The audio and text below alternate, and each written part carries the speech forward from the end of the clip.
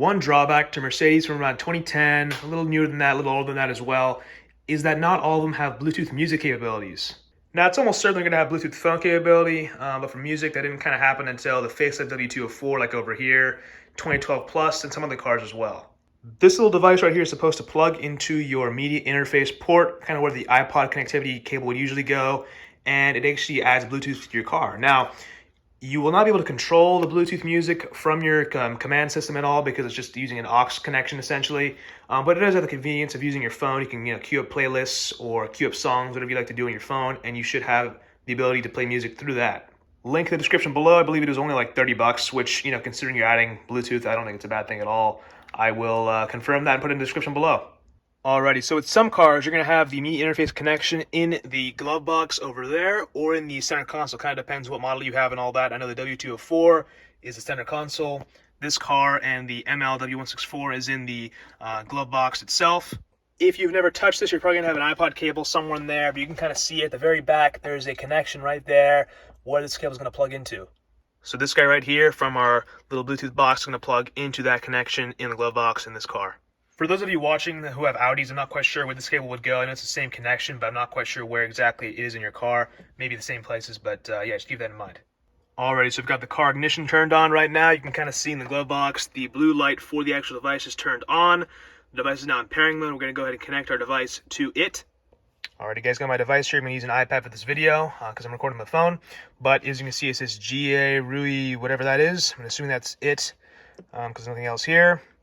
It says connect. I'm going to go ahead and change the name of that because I don't like that name.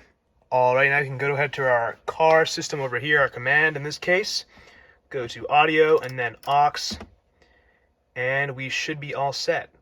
Oh, this guy's got some cool videos. Check out what he's got to say. Sweet. So we have got audio coming through the car speakers right now. I'm going to play some music real quick. Obviously, I can't play for you guys because it'll be copyright, but I'll play it and I'll let you know how the sound quality is.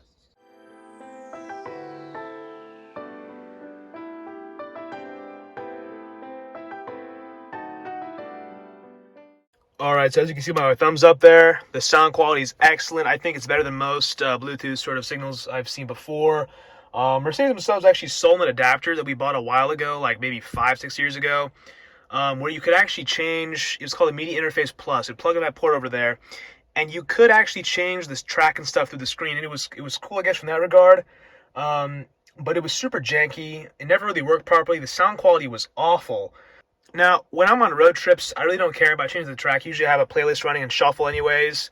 I think just having that device with good sound quality is more important than having the ability to change tracks. Now, ideally, you'd have one that would be able to change tracks and have good sound quality, but that just doesn't exist at the moment. If you're familiar with this channel, you guys would know I do a lot of CarPlay retrofits. In that car, I've done a few, or I'm actually working on another one right now, a new one of a new system from Avon. The one on the ML63 as well, my 385, upcoming one for my 530 soon. But for this car, I don't really want to do that. I don't want to mess around with it too much. I just kind of wanted to get the ability to play Bluetooth music without having to take this entire thing apart, because that's just a hassle. And for the car like this, it's just not necessary. But yeah, overall, impressions are very good. I don't see any downsides aside from that ability not to change music, or track rather. But, like I said, doesn't matter much considering what you get out of this. Just having Bluetooth music alone makes the experience a lot different. Having an aux is okay, but you have to plug things in. You can't charge with newer iPhones because, there's no actual headphone jack. But yeah. Alrighty, guys. Hope this video helped you out. Leave a like if it did, and subscribe for more content like this.